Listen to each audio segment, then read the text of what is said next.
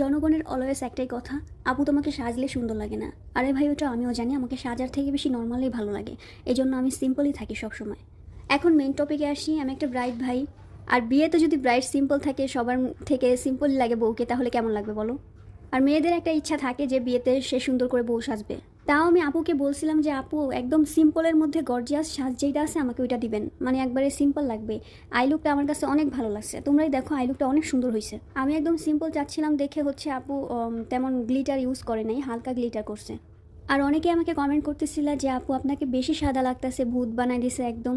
আপু আমাকে জিজ্ঞাসা করছে আপু কয় শেড ব্রাইট দিব, আমি বলছি যে এক শেড দেন। আর নর্মালি হচ্ছে মেকআপের ক্ষেত্রে এক শেড ব্রাইট দিতে হয়। আমার স্কিন টোন অনুযায়ী এক শেড ব্রাইট দেওয়া হয়েছে, আর আমি মনে করি যে এটা ঠিক আছে, ছবি আর ভিডিও করার জন্য ঠিক আছে, পারফেক্ট শেড। যেহেতু আমি সাদা শাড়ি পরেছিলাম তাই নোট কালার আমার শাড়ির সাথে ভালো লাগতো না, এই জন্য আমি আপুকে বলছি যে আপু আমাকে হচ্ছে মেরুন কালার লিপস্টিক দিয়ে দিবেন। আর